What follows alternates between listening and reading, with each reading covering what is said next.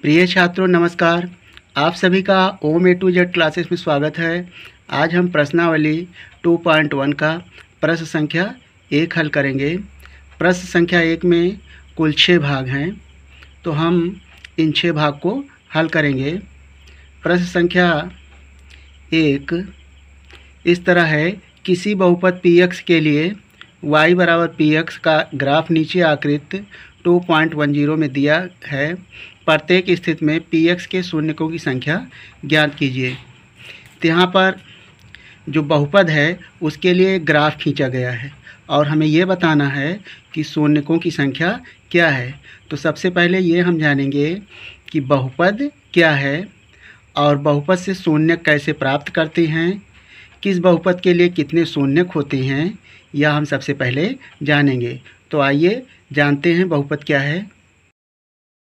यहाँ पर हम जानेंगे बहुपद क्या है, यानी बहुपद पॉलिनॉमियल, जिसमें एक बीजीय पद की संख्या इस प्रकार हो। यहाँ पर परिभाषा देखें, एक ऐसा बीजीय व्यंजक जिसमें चर राशियाँ केवल ऋणोत्तर पूर्णांक घात चर राशि की घात धनात्मक अथवा शून्य के रूप में हो, बहुपद कहलाता है। इसे सामान्यतः px द्वारा निरूपित करते हैं, जहां x चर है, और इसका व्यापक रूप है px बराबर a0 plus a1x plus a2x square dot dot an x की पावर n। यानी बहुपद का जो पद है बढ़ाते जाएंगे n पदों तक, अर्थात इसकी सीमा निश्चित नहीं है। तो यहाँ पर हम एक कुछ अन्य उदाहरण लेते हैं बहुपद का, जैसे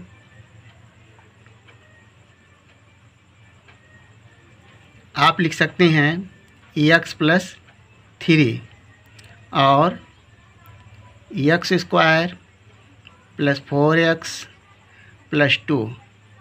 एक अन्य उदाहरण लें, x क्यूब प्लस 4।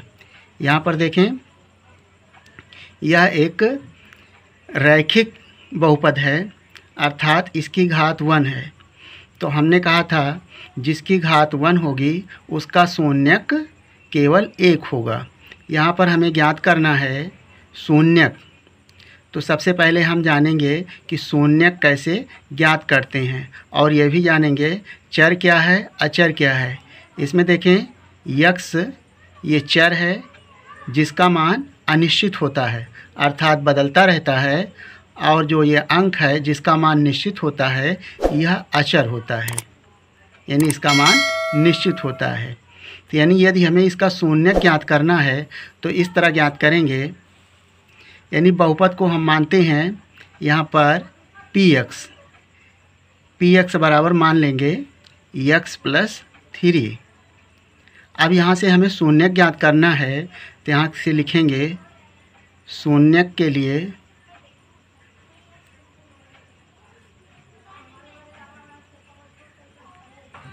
px बराबर 0, यानी px का मान जब 0 होगा तब हम इसका शून्य ज्ञात कर सकेंगे। तो यहाँ से लिखेंगे x प्लस 3 बराबर 0।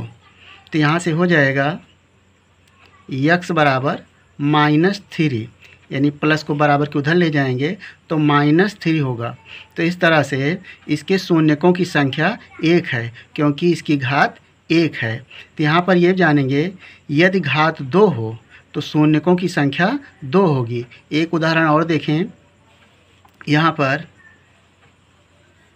यदि हमें x स्क्वायर माइनस 4 का शून्य ज्ञात करना है तो इसके लिए हम इसे मानेंगे px, यानी बहुपद px बराबर x स्क्वायर माइनस 4 है। जब हमें इसका शून्य ज्ञात करना है तो क्या करेंगे, लिखेंगे शून्यक के लिए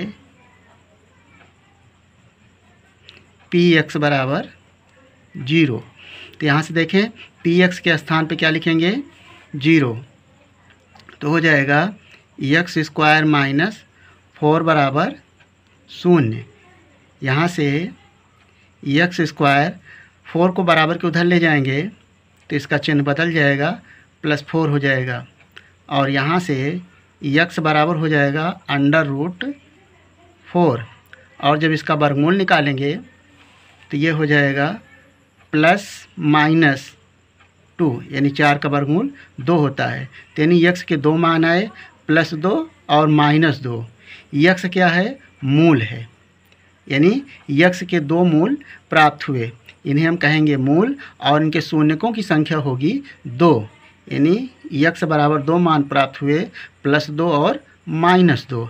तो इस तरह से जिसकी जितनी पावर होगी यानी घात, यदि यक्स की घात 3 है तो शून्यकों की संख्या 3 होगी और यक्स की घात 4 है तो शून्यकों की संख्या 4 होगी। इस तरह से हम इसके शून्यकों के लिए इस बहुपद को हल करके ये पता लगाते हैं कि शून्यकों की संख्या कितनी है।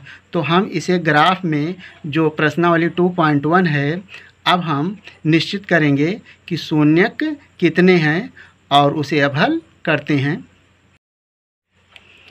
यहाँ पर प्रश्न संख्या 1 का भाग 1 देखें। इसमें x अक्ष और y अक्ष एक ग्राफ निरूपित किया गया है, जिसके लिए बहुपद px के लिए ग्राफ खींचा गया है। यह x अक्ष को जितने बिंदु पर प्रच्छेद करता है वही उसके शून्यकों की संख्या होगी। तो देखें, जो px है वह x अक्ष पर कहीं भी प्रच्छेद नहीं कर रहा है।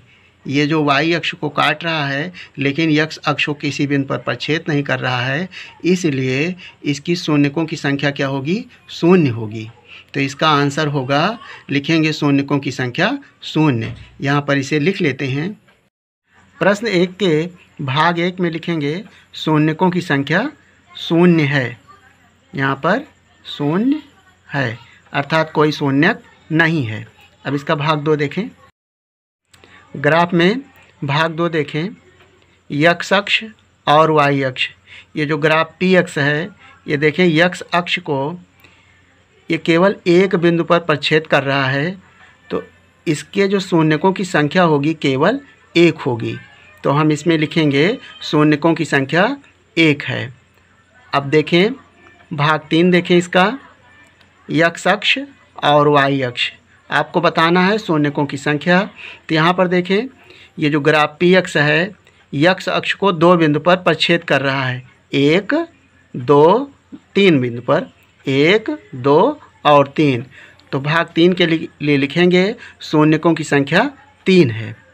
अब यहाँ पर देखें भाग 4।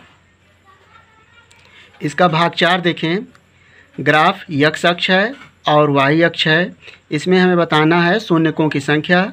ये परवलयाकार जो बना हुआ है या x अक्ष को 2 बिंदुओं पर प्रच्छेद कर रहा है, तो इसमें शून्यकों की संख्या होगी केवल 2।